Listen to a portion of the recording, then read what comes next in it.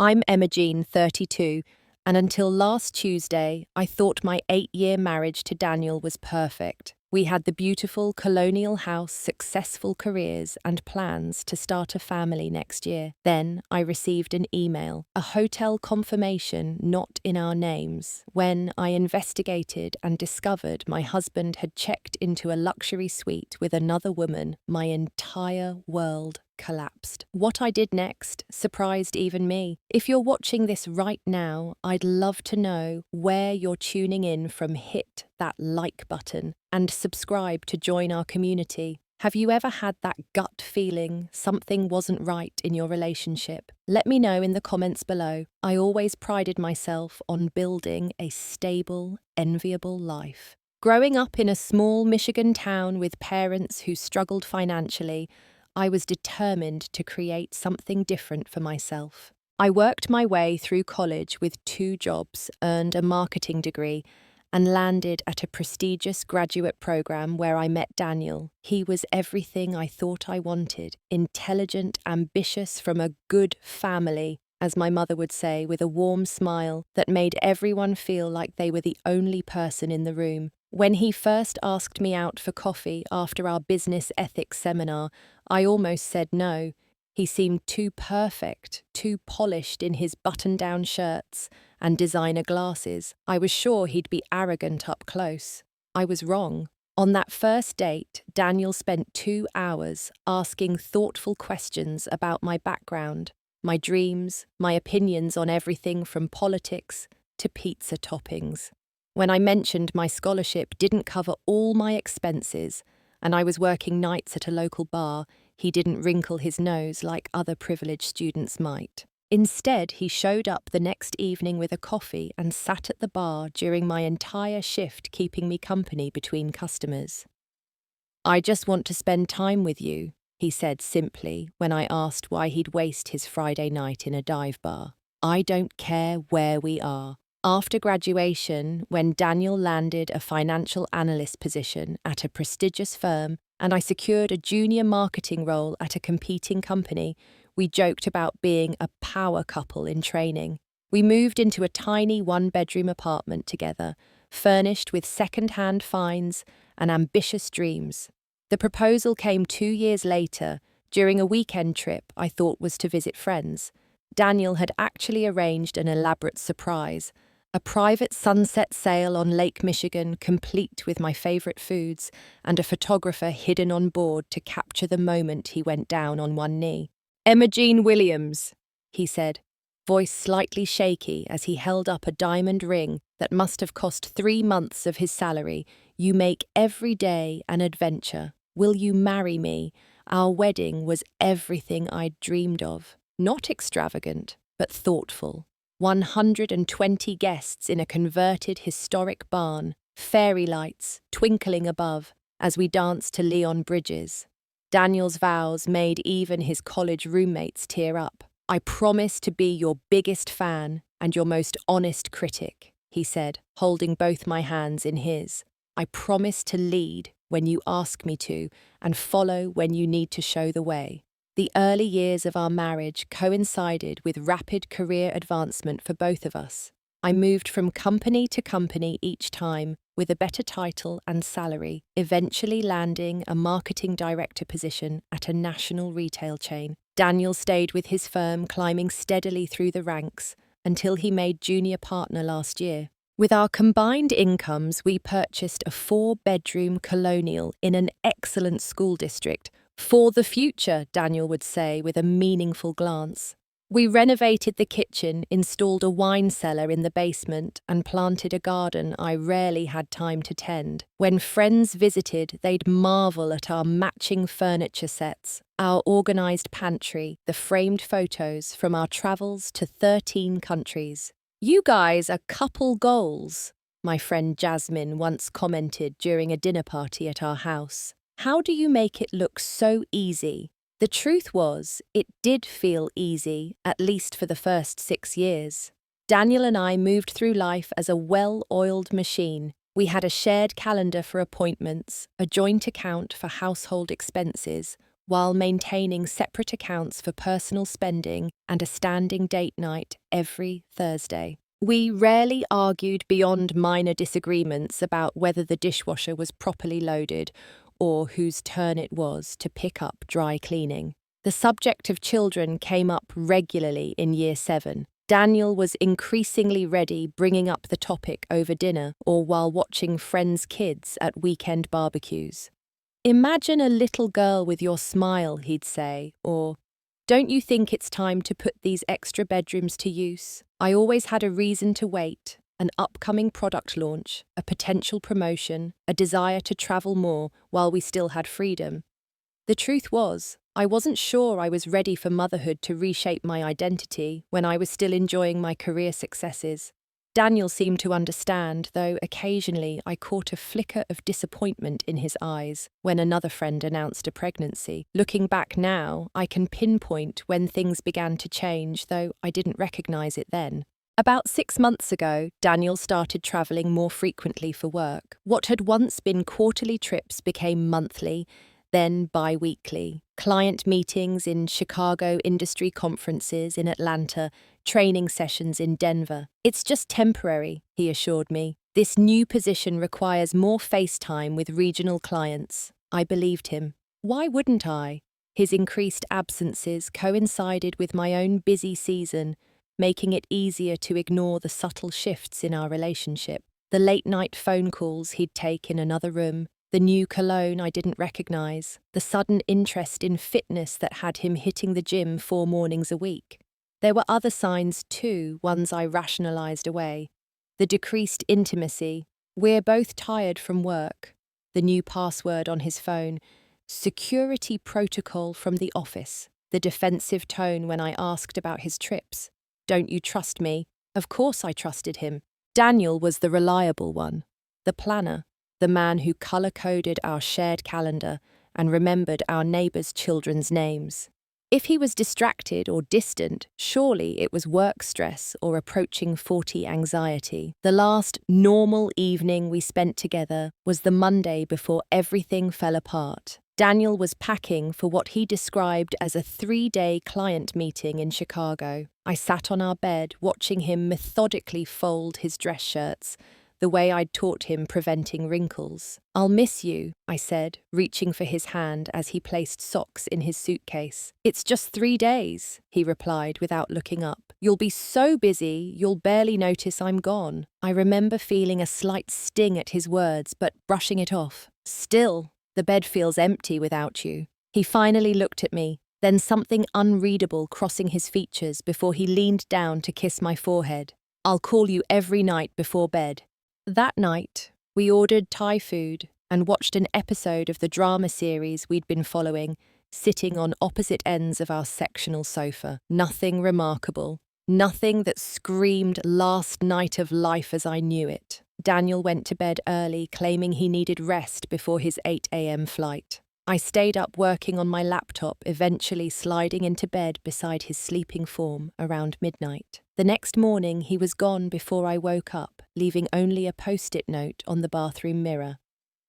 "Have a great week. Love you." 8 simple words. The last normal communication before everything changed. Tuesday started like any ordinary work-from-home day. I woke up at 6, completed my morning run, through the neighborhood, showered and made my usual breakfast smoothie. Daniel had left early for his Chicago trip, and I had back-to-back Zoom meetings scheduled from 9 to 3. The house was quiet except for the occasional ping of email notifications on my laptop. Around 11:30, between meetings, I was quickly scanning my inbox when I noticed an email that didn't quite fit with my usual professional correspondence. The subject line read, "Your reservation confirmation, Westlake Grand Hotel." I frowned, not recognizing the name immediately. We weren't planning any trips, and I certainly hadn't booked a hotel. My first thought was that it was spam or a phishing attempt, but something made me open it rather than sending it straight to trash. The email was addressed to a D. Williams, which could be Daniel, and confirmed a 2-night stay at the Westlake Grand, a luxury hotel I vaguely recalled seeing off the highway about 30 minutes from our house. That's odd, I muttered to myself, scrolling through the details. The reservation was for a deluxe suite with a king bed champagne service and late checkout. The total came to just over $800 for 2 nights. I might have dismissed it as a mistake or even a surprise Daniel was planning, except for one detail that made my stomach tighten. The check-in date was today, Tuesday, when Daniel was supposedly flying to Chicago. I tried to focus on my next meeting, but the email nagged at me. During a 5-minute break, I logged into our joint credit card account to see if I could find any related charges. What I found instead sent a chill through me. There were several recent charges I didn't recognize: a $700 purchase at a high-end jewelry store last Wednesday, a dinner for 2 at an expensive French restaurant last Friday, when Daniel had claimed to be working late, and an Uber ride early this morning, not to the airport, but to an address downtown near the train station. My hands were shaking as I picked up my phone and called the Westlake Grand. A cheerful receptionist answered. "Hi," I said, trying to keep my voice steady. "I'm calling to confirm a reservation under Williams for today." "Let me check for you," she replied. After a moment, "Yes, I see a reservation for D. Williams Deluxe Suite checking in today for 2 nights. "Great," I said, heart pounding. "I just wanted to make sure everything was set for my husband and—" "Is it just one guest registered?" There was a brief pause. "The reservation is actually for 2 guests, ma'am. Would you like me to add any special requests to the room?" "No, that's fine," I managed to say. "Thank you." I ended the call and sat perfectly still at my desk, my mind racing to process what this meant. Daniel wasn't in Chicago. He had booked a romantic hotel stay 30 minutes from our house and registered for 2 people. Still clinging to denial, I opened the Find My Phone app. Daniel and I had set it up years ago for practical reasons, to locate each other's phones if they were lost or to track arrival times when picking each other up. I hadn't used it to actually check his location in years. There was no need. I'd always trusted him completely. The map loaded and there it was. Daniel's location pinged clearly at the address of the Westlake Grand Hotel. I cancelled my afternoon meetings, claiming a migraine. In a daze, I ordered an Uber. I didn't have a plan exactly. I just needed to see with my own eyes. Maybe there was an explanation. Maybe he was having a work retreat that he'd forgotten to mention. Maybe. The drive to the Westlake Grand took 32 minutes in midday traffic. I asked the driver to circle the parking lot before dropping me off. That's when I saw it. Daniel's silver Audi in the hotel parking lot, the distinctive scratch on the rear bumper confirming it was definitely his car. "Are you okay, miss?" the Uber driver asked, eyeing me in the rearview mirror. "You look like you've seen a ghost." "I think I have," I whispered, tears finally spilling down my cheeks. "Can you just take me home, please?" On the ride back, reality hit me in waves. Daniel was cheating. The signs had been there for months. The emotional distance, the new cologne, the sudden password changes the defensiveness.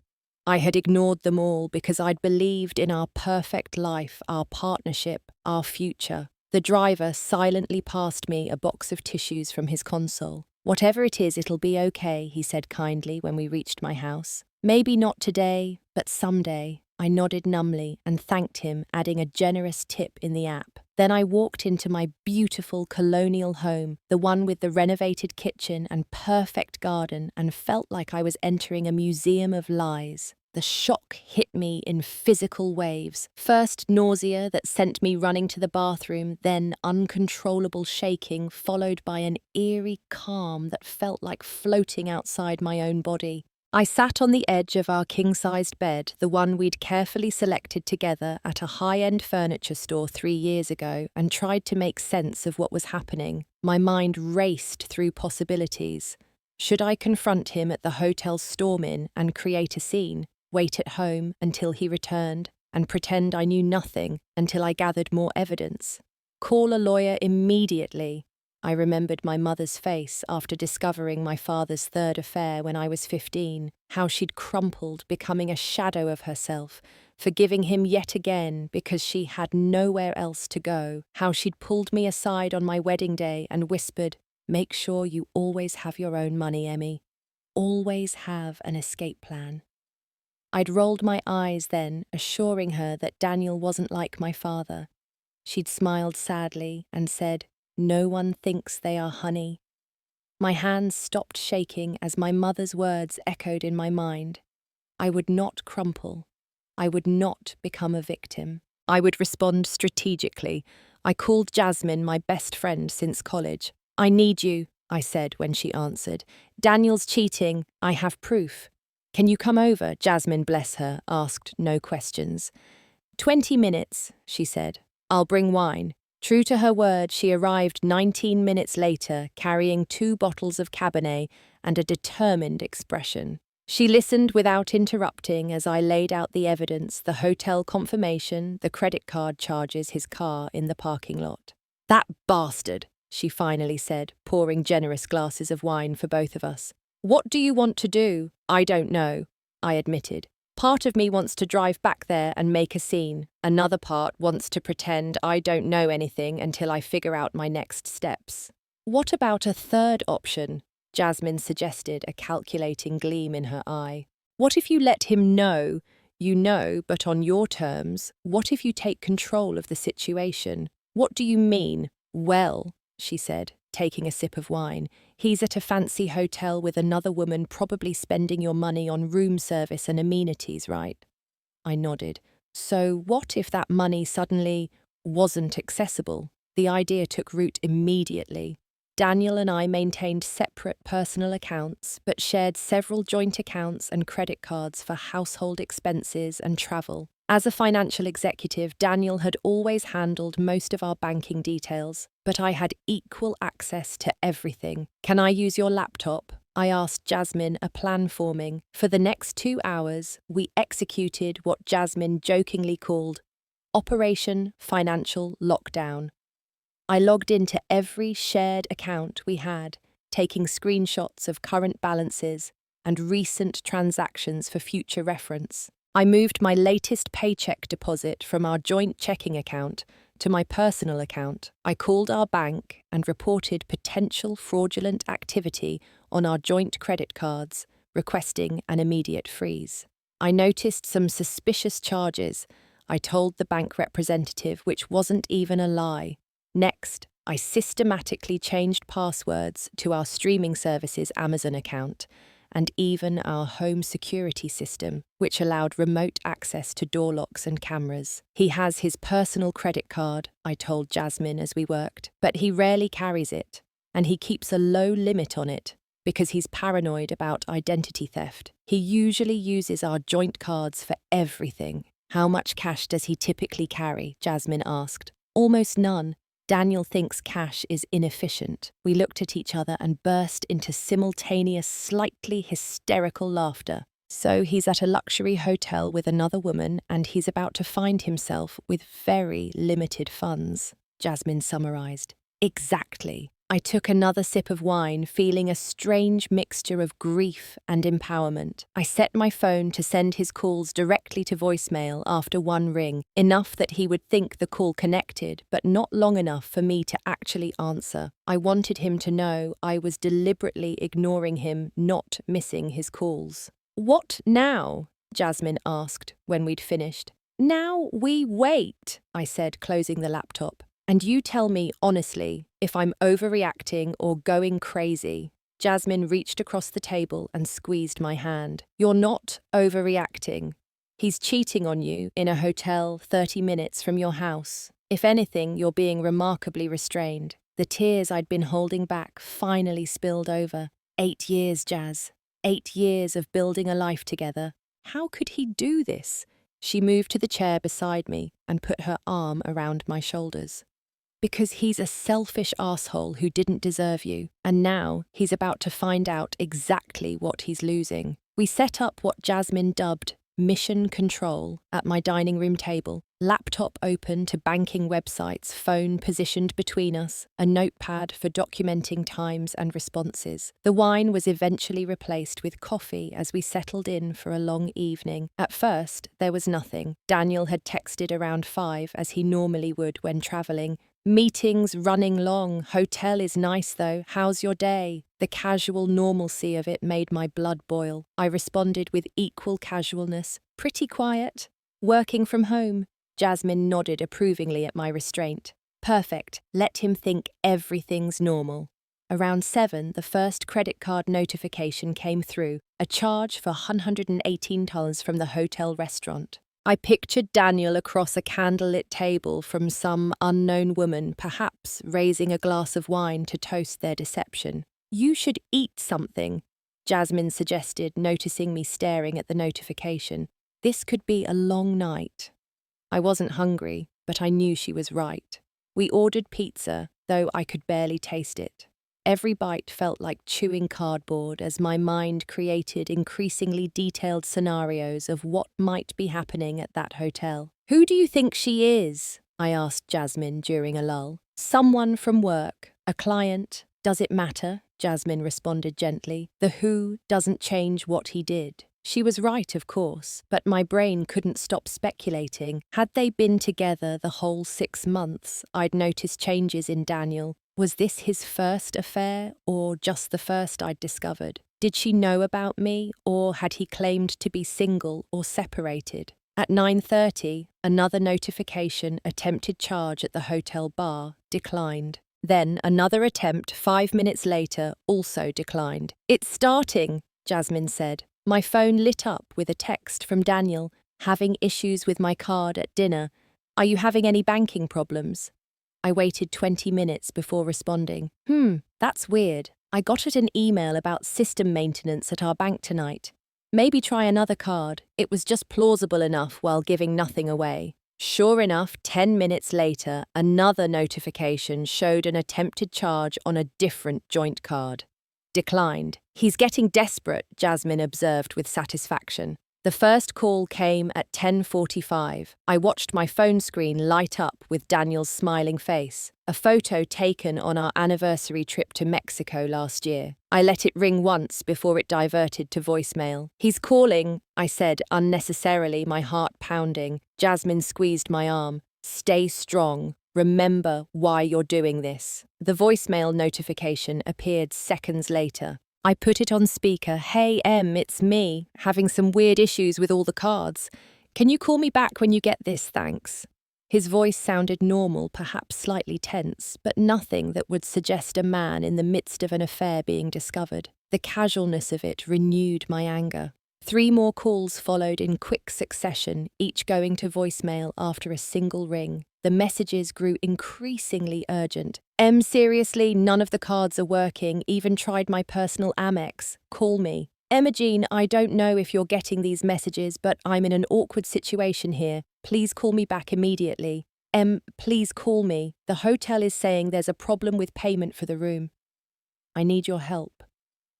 I remained silent, watching the notifications accumulate with a strange detachment. 8 years of marriage was unraveling in real time on my dining room table, and all I could think was how predictable Daniel's responses were. First casual, then annoyed, then demanding, and finally pleading. Do you think I should answer? I asked Jasmine after the 6th call. She shook her head. Not yet. Let him stew a bit longer. At midnight, a call came from an unknown number, the hotel phone presumably. I let it go to voicemail too. The message was brief and telling. Emma-Jean, I know you're ignoring my calls. Whatever you think is happening, you're wrong. Please just call me back. I'm in a difficult situation here, Jasmine snorted. A difficult situation of his own making. An email came next subject line. All caps. Emergency. Please read. I opened it and read aloud to Jasmine. Em, I don't know what's going on, but I'm locked out of all our accounts, and the hotel is asking for payment.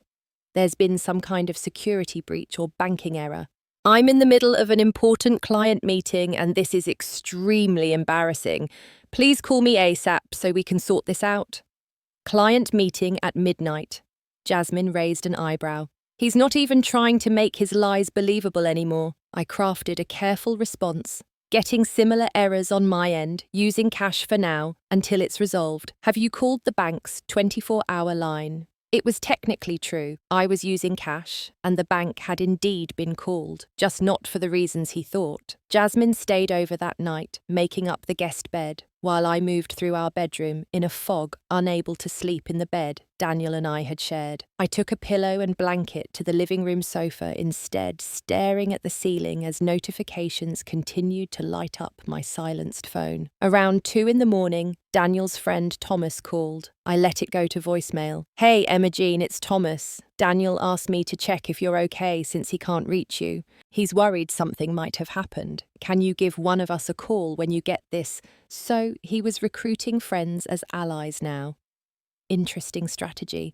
I texted Thomas back. Hi, Thomas. Thanks for checking. I'm fine. Just took a sleeping pill earlier and turned my phone off. Having some banking issues, but we'll sort it out tomorrow. Everything okay with Daniel? There. Let Daniel explain to Thomas why he'd been so concerned about reaching me in the middle of the night during his supposed Chicago business trip.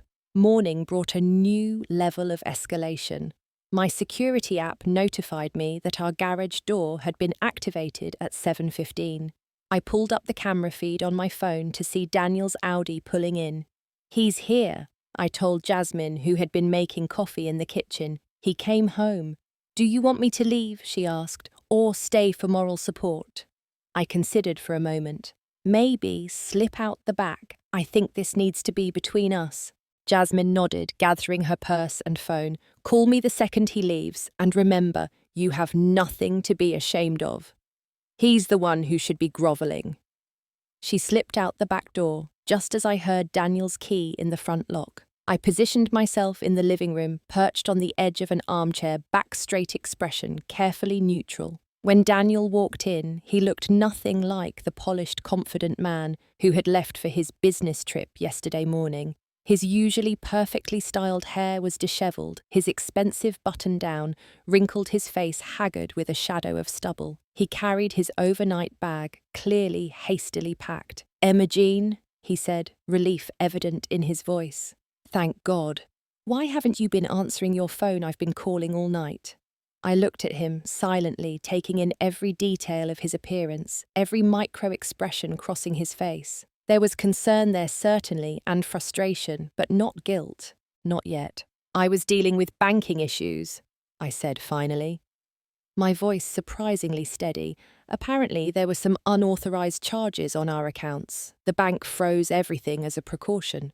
Yes, I figured it must be something like that, Daniel said quickly, setting down his bag. It was incredibly inconvenient timing. I was with important clients and suddenly couldn't pay for anything. I had to cut the meetings short and drive back. He was still lying. The ease with which the falsehoods fell from his lips was almost impressive. That must have been embarrassing, I said, especially with clients all the way from Chicago. A flicker of something, awareness perhaps, crossed his features, but he recovered quickly. They understood.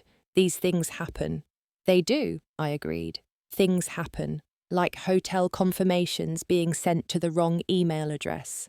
Daniel froze, his expression shifting from confusion to alarm as I reached for my phone, pulled up the hotel confirmation email and held it up for him to see. Westlake Grand Hotel, I read aloud. Deluxe suite, champagne service, 30 minutes from our house, Daniel. Not exactly Chicago, is it? The colour drained from his face. Emma Jean, I can explain. It's not what you think. I laughed, the sound harsh, even to my own ears. It's exactly what I think. I drove by the hotel yesterday, saw your car in the parking lot. Called and confirmed you had checked in with a companion. You've been spying on me, he asked, a note of indignation creeping into his voice. No, I've been discovering my husband is a liar and a cheater, I corrected calmly. There's a difference. Look, I know how this looks, but… Stop, I interrupted.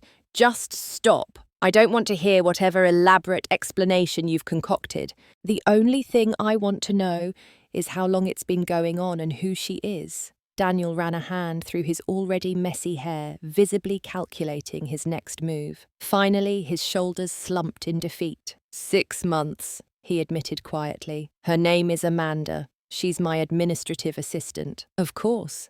The classic cliché. I would have laughed if it weren't so painfully predictable. 6 months, I repeated. Half a year of lying to my face every day. I never meant for it to happen, he said, the familiar refrain of cheaters throughout history. It just did. Things between us have been different lately. You're always working, always distracted. I felt like you didn't see me anymore. And there it was. The blame shifting. Somehow, my career success was the reason he'd chosen to betray our marriage vows. So you decided to seek validation from your 20-something assistant instead of talking to your wife of 8 years? I asked, keeping my voice level despite the rage building inside me. That seems like a mature solution. It's not that simple, Daniel protested. Amanda and I connect on a different level. She listens to me, makes me feel appreciated. And does Amanda know you were at that hotel on our joint credit card? Does she know about the house, the retirement accounts, the life we've built, that you're currently setting on fire? Daniel had the grace to look ashamed. I've made a terrible mistake, Em. I know that. But we can work through this.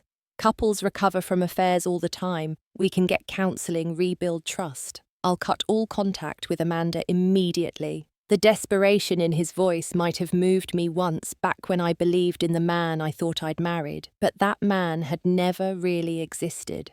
I've already contacted a divorce attorney, I said, the words tasting strange in my mouth. They're expecting my call this morning to set up an appointment. A divorce attorney?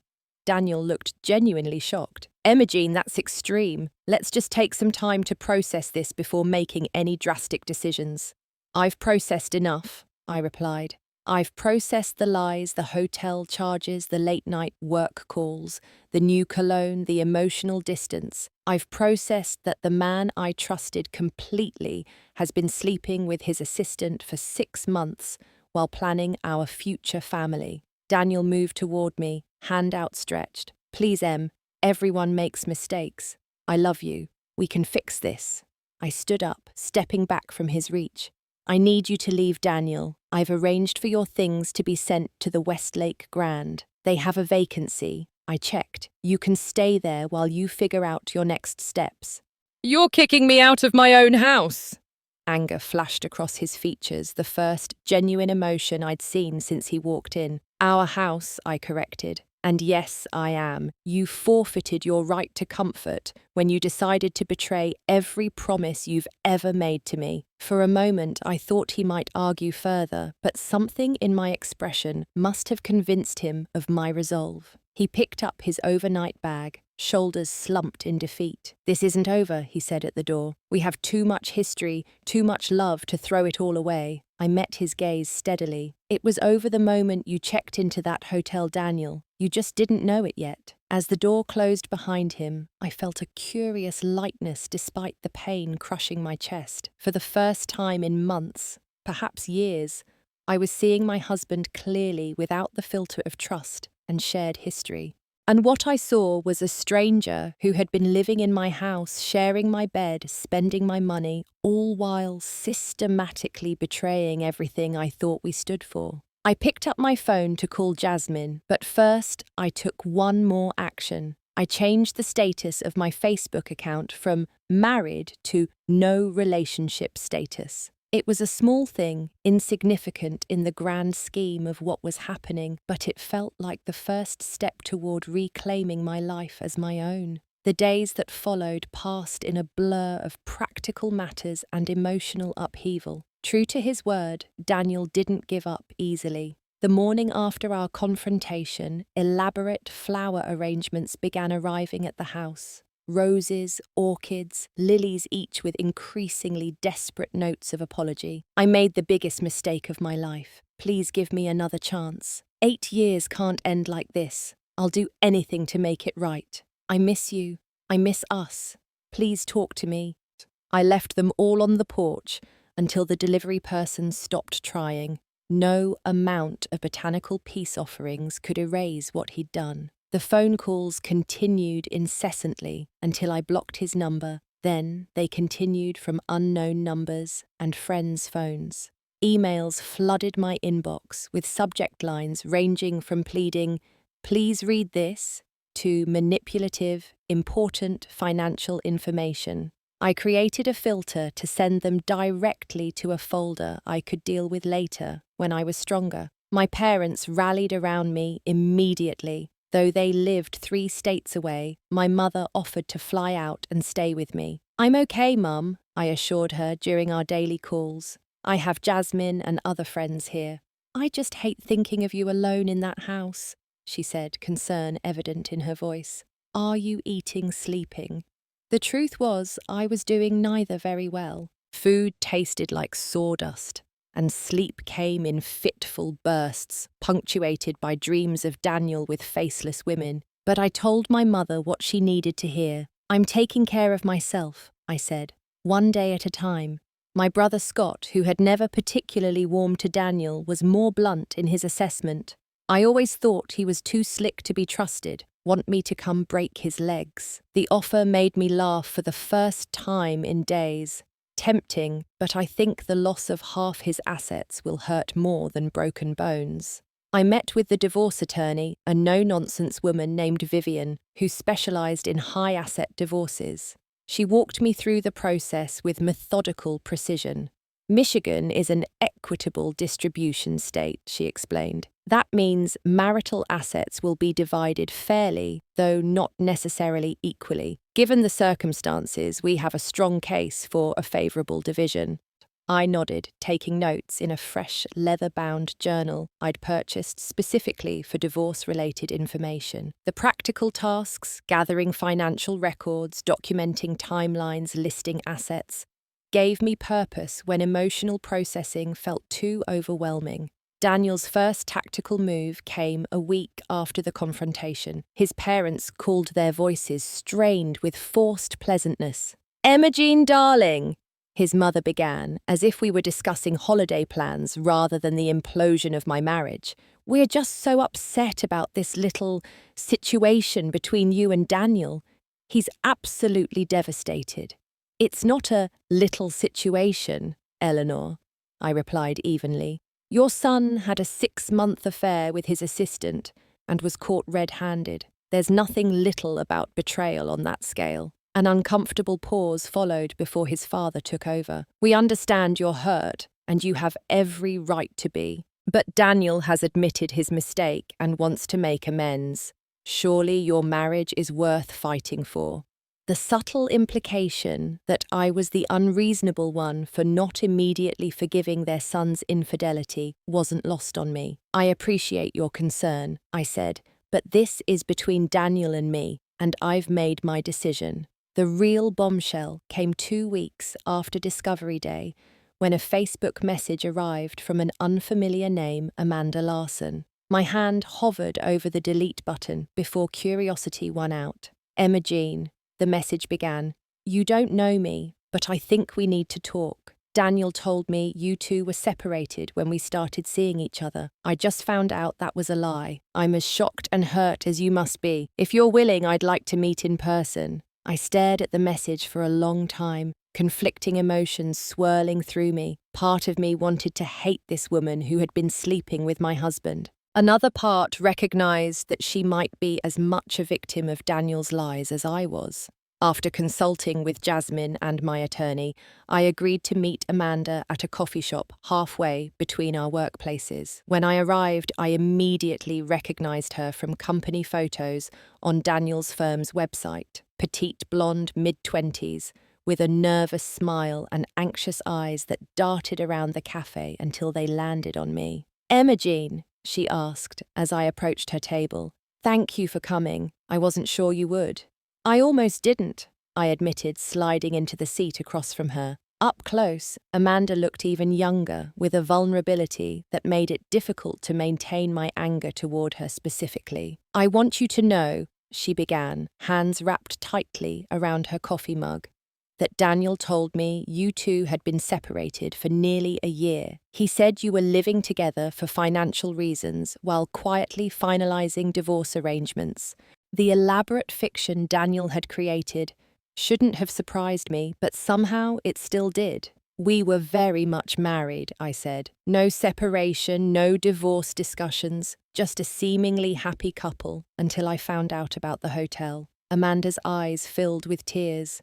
I feel so stupid. There were signs I ignored. He would never take me to his house. Always had excuses about why we could only meet in certain places. Never introduced me to friends or family. As she spoke, I realized something unexpected was happening. Instead of feeling more betrayed, hearing the details of their relationship, I felt a strange sense of solidarity with this young woman. We had both been deceived by the same man, albeit in different ways. Daniel is very convincing when he wants to be, I said gently. He told me he loved me, Amanda said, a tear slipping down her cheek. Said we would go public with our relationship once the divorce was finalized. The familiar words Daniel had once said to me during our early dating days, confirmed what I already suspected. He had simply replaced me with a younger model using the same playbook, the same lines, probably even taking her to the same restaurants where we had once celebrated special occasions. I've left the company, Amanda continued, wiping her eyes. I couldn't bear to see him every day after finding out the truth. I just wanted you to know that I never would have gotten involved with a married man knowingly. I'm not that person. I believe you, I said, surprised to find that I meant it. Thank you for reaching out. It helps to have the full picture. We parted with an awkward handshake that turned into a brief hug. Two women united in their disillusionment with the same man. When Daniel found out about our meeting, his reaction was explosive. He showed up at the house unannounced that evening, pounding on the door until I threatened to call the police. "How dare you meet with her?" he shouted through the door. "What did you tell her? Are you trying to destroy my life?"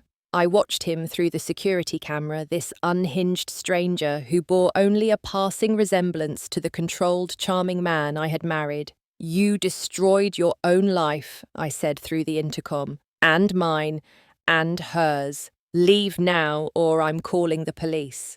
He left, but the incident prompted me to change the locks the next day, something my attorney had already advised. The weeks that followed brought new challenges as Daniel moved from pleading to threatening. Emails suggested he would make sure everyone knows what really happened and reveal things about our marriage that would embarrass us both. When those tactics failed to provoke a response, he tried a new approach, turning our friends against me. Suddenly, mutual friends were reaching out with concerned messages, having heard Daniel's version of events, that I had been cold and distant, refusing intimacy, prioritizing work over our marriage, driving him to seek emotional connection elsewhere. A few believed him, others saw through the manipulation and rallied around me. The stress began affecting my work performance. Deadlines slipped, meetings blurred together. I found myself staring at spreadsheets without comprehending the numbers.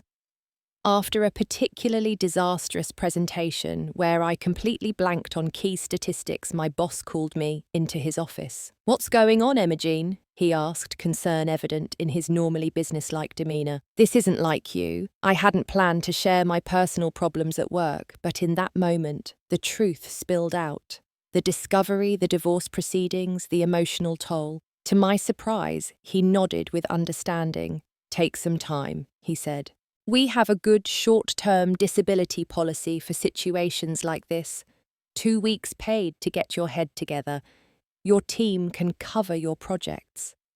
The compassion from an unexpected source broke something in me.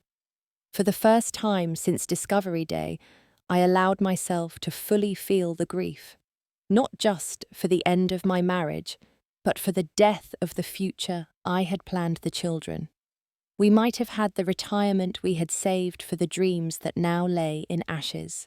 I spent the first 3 days of my leave barely leaving the bedroom, alternating between sleeping for 14 hours and lying awake staring at the ceiling.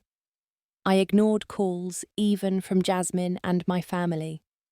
The weight of everything, the betrayal, the practical dismantling of my married life, the uncertainty of the future, pressed down on me like a physical force. On the fourth day, I woke to sunlight streaming through curtains I hadn't bothered to close, and a decision crystallizing in my mind. I couldn't change what had happened, but I could choose how I responded to it. I could either let Daniel's actions define my story, or I could write a new chapter for myself. I showered for the first time in days, put on clean clothes, and walked through every room of the house we had shared. Each space held memories, some beautiful, some now tainted. In the home office, I found a framed photo from our honeymoon, Daniel's arm around my waist, as we stood before a Santorini sunset. I removed it from the frame and tore it neatly in half, separating our images with surgical precision. Then I picked up my phone and called the real estate agent who had helped us buy the house. "I'd like to discuss listing options," I said when she answered. "I think it's time for a change." 3 months after Discovery Day, I sat in the sleek conference room of my attorney's office, signing the final divorce settlement. Daniel sat at the opposite end of the table, flanked by his own lawyer, a silver-haired man whose fees probably equaled a year of Amanda's salary. The negotiations had been contentious at times, but ultimately favourable to me. The house was on the market with a promising offer already in play. Our investment accounts had been divided equitably, with my portion transferred to newly established accounts in my name only. Even our wine collection had been appraised and split, though I had little interest in the bottles Daniel had so carefully curated over the years. "Just sign here and here," Vivian indicated the flagged sections of the thick document. "And then it's done, pending the judge's approval, which is a formality at this point." I signed my name with a steady hand, feeling a strange mix of sorrow and relief. 8 years of marriage reduced to a signature on legal papers. Daniel looked thinner than I remembered, his designer suit hanging slightly loose on his frame. The confident gleam in his eye had dimmed, replaced by something that looked like genuine regret. As I stood to leave, he approached me while our attorneys exchanged final documents. "Emma-Jean," he said quietly, "for what it's worth, I am truly sorry. Not just for the affair, but for how I handled everything afterward. You deserved better." I studied his face, searching for the manipulative charm that had once blinded me to his flaws. Instead, I saw only a tired, middle-aged man who had gambled with his life and lost. "Yes," I agreed simply. "I did deserve better, and now I'm going to find it." Outside the law office, the April sunshine felt like a physical benediction. I stood on the sidewalk for a moment, breathing deeply before calling Jasmine. "It's done," I told her when she answered. "I'm officially divorced." "How do you feel?" she asked. I considered the question carefully. "Like I'm standing at the edge of something new, scared, but also free." "We're celebrating tonight," she declared. "The whole gang is coming over, no wallowing allowed." The whole gang consisted of the friends who had stood by me throughout the divorce process. Some were old friends who had known me before Daniel. Others were newer connections made through work or shared interests. All had proven their loyalty during the darkest days of the past 3 months. That evening, surrounded by people who genuinely cared for me, I allowed myself to envision a future different from the one I had planned with Daniel. A future shaped entirely by my own choices, my own desires. "I've been thinking about that promotion," I told Jasmine as we refilled wine glasses in the kitchen. "The one that would require relocating." My company had approached me 2 weeks earlier about a senior director position in their Seattle office. The role came with a significant salary increase and expanded responsibilities, but would mean leaving behind the life I had built in Michigan. "Seattle," Jasmine's eyebrows rose. "That's a big move. What are you thinking?" "I'm thinking I need a fresh start," I admitted. "Somewhere without memories on every street corner. Somewhere I can reinvent myself."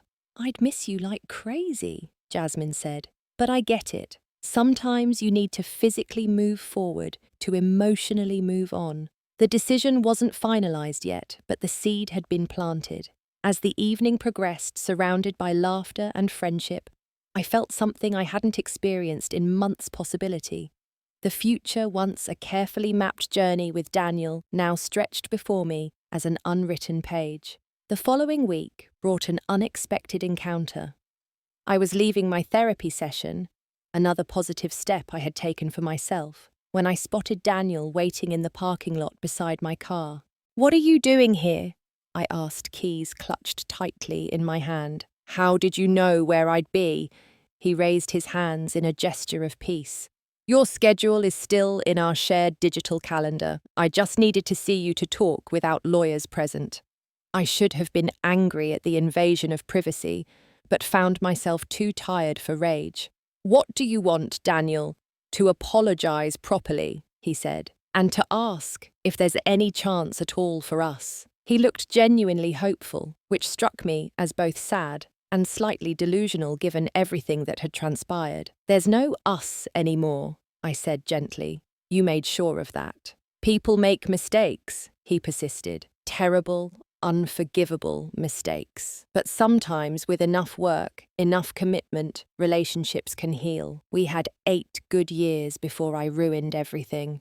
I studied him, this man I had once believed would never hurt me. "The thing is, Daniel, even if I could forgive the affair, which I'm not saying I can't forget who you revealed yourself to be afterward. The lies to me, to Amanda, the manipulation of our friends, the attempts to blame me for your choices."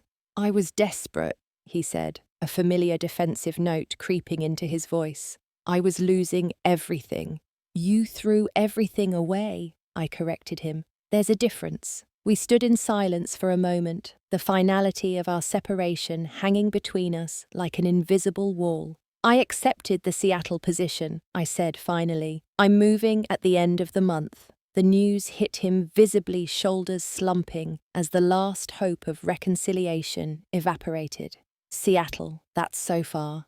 "That's the point," I replied. "I need a clean break." As I unlocked my car door, Daniel reached out as if to touch my arm, then thought better of it. "I do love you, you know. Despite everything, I always will." Once those words would have meant everything to me. Now they were just sounds devoid of the power they once held. "Goodbye, Daniel," I said, sliding into the driver's seat. "I hope you find whatever it is you're looking for." 1 year after Discovery Day, I stood on the balcony of my Seattle apartment, watching the sunset paint the Puget Sound in shades of gold and crimson. My new life had taken shape around me, a challenging job. I loved a circle of friends, both from work and a local book club. I'd joined a comfortable routine that was entirely my own. The divorce had been finalized 11 months ago. The house had sold for slightly above asking price. Daniel had eventually stopped trying to contact me, his last email arriving 6 months earlier to inform me he was taking a position with a firm in California. A fresh start, he had written unconsciously, echoing my own words. I had dated casually, nothing serious, still cautious about letting anyone too close. But for the first time since the divorce, I was open to the possibility of connection, without fear of comparison to what I had lost. My therapist had helped me understand that what happened wasn't a reflection of my worth, but of Daniel's character. That trust, once broken, could be rebuilt, not necessarily with him, but with myself, and eventually with someone deserving. The phone rang, interrupting my reflection. It was Jasmine calling for our weekly check-in. "How's my favourite Pacific Northwest exile?" she asked when I answered. "Watching a sunset that would make you weep with jealousy," I replied, smiling at the sound of her voice. "Any interesting developments in the romance department?" It was her standard question, asked with the perfect blend of interest and casualness. "Actually, yes," I admitted. "I've been on 3 dates with someone from my hiking group. It's nice, uncomplicated." "Uncomplicated is underrated," Jasmine observed. "Are you happy?" Really happy?" I considered the question, looking out at the new city I now called home. "I'm getting there. I said honestly. Some days are harder than others, but mostly I'm grateful. Grateful, she echoed, sounding surprised. Yes, I confirmed. As painful as it was discovering Daniel's affair, forced me to face some uncomfortable truths about my marriage, about the compromises I was making without even realizing it. In some strange way, it set me free. After ending the call, I remained on the balcony thinking about the journey of the past year. The devastating discovery, the painful unraveling of my marriage, the rebuilding of my life piece by piece. I had survived the worst betrayal I could imagine and emerged stronger, wiser, more authentically myself. The path forward wasn't always clear, but for the first time in a long time, it was truly mine to choose. The hotel confirmation email that had shattered my world had also unexpectedly opened the door to a life I might never have been brave enough to create otherwise. In trying to destroy me, Daniel had inadvertently set me free, and for that, paradoxically, I was grateful. Have you ever had to rebuild your life after betrayal? I'd love to hear your stories in the comments below. Sometimes sharing our experiences helps others know they're not alone. If this story resonated with you, please like, subscribe, and share it with someone who might need to hear that there is life, beautiful, authentic life, after betrayal. Thank you for listening to my journey, and remember, your worth is never determined by someone else's inability to see your value.